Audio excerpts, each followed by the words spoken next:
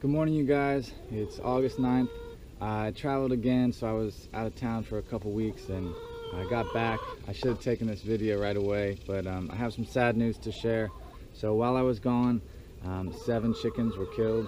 I had 2 that were killed, and then we tried to problem solve with my friend who's taking care of them, and she even trapped a raccoon, and then we thought things were better, and there was an actual door malfunction, and then 5 more were killed. And so now the only birds that are left are Mecania, Hoot, the 3 black ones. So we got Phantom right here, that's Glossy, and that's Raven, and then Lacey and Angelina.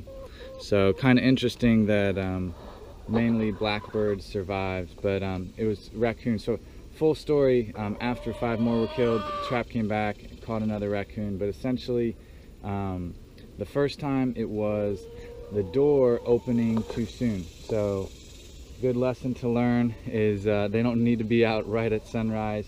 Give it a little time. Days were starting to get shorter, and so they were killed inside of the coop, the first 2. And so what I think happened is, the door opened and the birds are still sleeping and the raccoons are still busy. Hey, Phantom, chill. And so then the raccoon was just right here waiting, because he can see them, he can smell them. I opened this up for the summer so they have better airflow.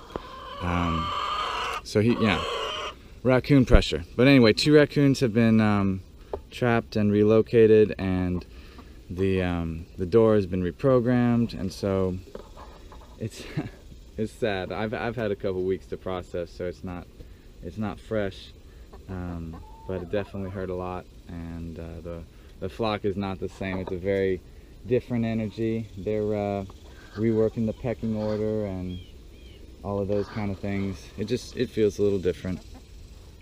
So hey, Angelina. So yeah, that's the big news as far as this update. There's a part of me, okay, so a big consideration is I'm thinking about just enclosing the whole run, because having a tank, a bulletproof, predator-proof run would mean just complete relaxation. The door would be less necessary because there'd be some redundancy, but that's a lot of effort, and I really do appreciate the shade, because I wouldn't be able to manage the vines so it would be with 2" by 4" hardware cloth, the typical really cheap fencing, and I'm borderline. I just wish there was some redundancy, because that door is so pivotal, and that failure was like, my friend came out and it had just never closed. It was just fully wide open. So it wasn't batteries, it was cheap electrical equipment, I don't know. So anyway, that's the consideration. So maybe you want to weigh in whether I should I'd have to basically cut down the grapevines and not allow the vines to go, because I know I've seen where they could just build up year after year and be hundreds and hundreds of pounds of vegetation. It'd be hard to manage the mulberry tree. So I'd have to keep the vines off. It would be a lot more sunlight. Either way, this is a design that could be tweaked, that could be improved. So I'm just kind of rambling, but here's what might go. We've got passion fruit and some stink bugs, but passion fruit over here, and hey there, she got some sweet potato. And the grapes are a nice shade. They've been productive the whole time I've gone, but there's no way. This is like the tail end of the season. You can see there's no way to get a grape without the birds finding them first, especially because it's dry. So things will feel a little bit moist on this tour as I walk around, but it's actually, if you scratch underneath, as the chickens have scratched, you can see it's bone dry, and so we need a big rain. We can't handle it. So yesterday we got like a 1/10 of an inch. Anything less than an 1/8 of an inch is not that great. So yeah, a couple grapes. Let's do a quick tour, and we'll let the chickens out, because they do like to be out, and they'll just follow me around. Chick, chick, chick. Hey ladies, come on. Come on. They love to be out in the garden. Oh, sorry, it's bright. Well, they're out. All right, so I just cleared the driveway. Angelina's gonna find some goodies. And basically, you know, it's the same jungle. It's just dry and it feels wet. Not a lot of change. See, the light's kind of bright. So pretty much the only things to really share are that the blueberries were on the edge, you know, like this guy was starting to wilt, and soil moisture got real low on them. And just some of the less established fruit trees. But yeah, it feels kind of nice right now. There was, you know, Breba crop already. Really, it's actually like a late first crop on this LSU purple. There was one I saw that was pretty close to ripe. But I don't want to take you guys through the whole thing.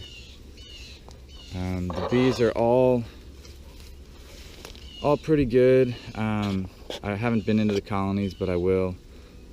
Just, you know, a little bit of getting overgrown. The goldenrod's getting really tall. It'd be great for an early bloom. Otherwise, I try and be patient, you know, and let this stuff do its thing, but it really closes off. You see how, you know, much is just goldenrod taking light. Persimmons, you know, they're looking sunburned over there, but they're still a ways off. So pretty much the things that are ready.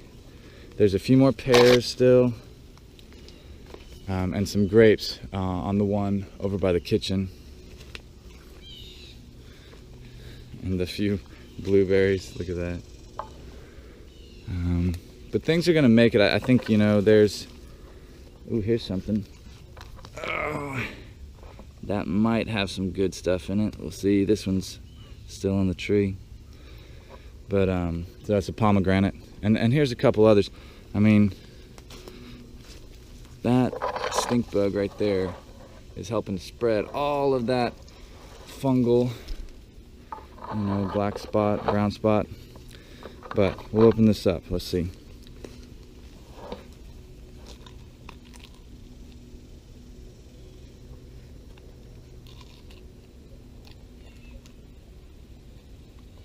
All right. Sorry, not holding the camera. So it's actually decently sweet.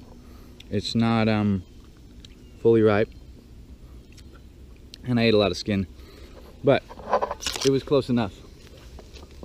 So, oh yeah, I forgot jujube are almost ripe. So here's the path. This is where we're walking. Sorry for the sun. Lots of passion fruit like you saw in the chicken run. But I'm coming back here for these guys. Lots of jujube. You can eat them underripe. They're pretty good. And the tree is still loaded. Like this whole area is just all jujube.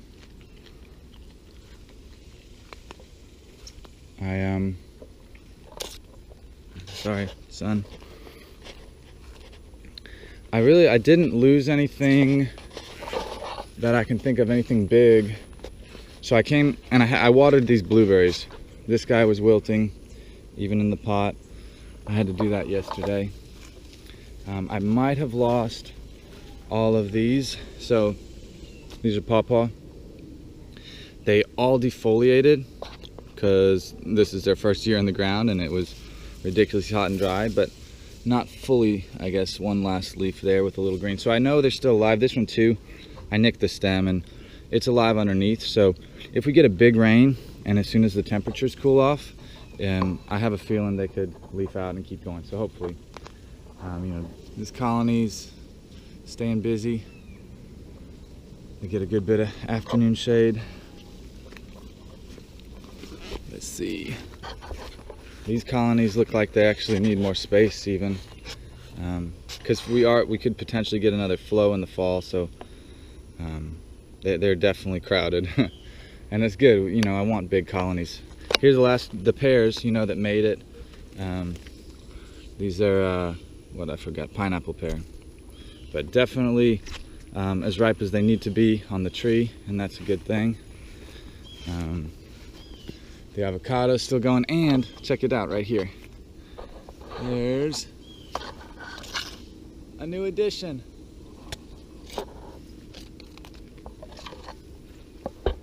I haven't looked up there, so who knows, maybe there were eggs or something. But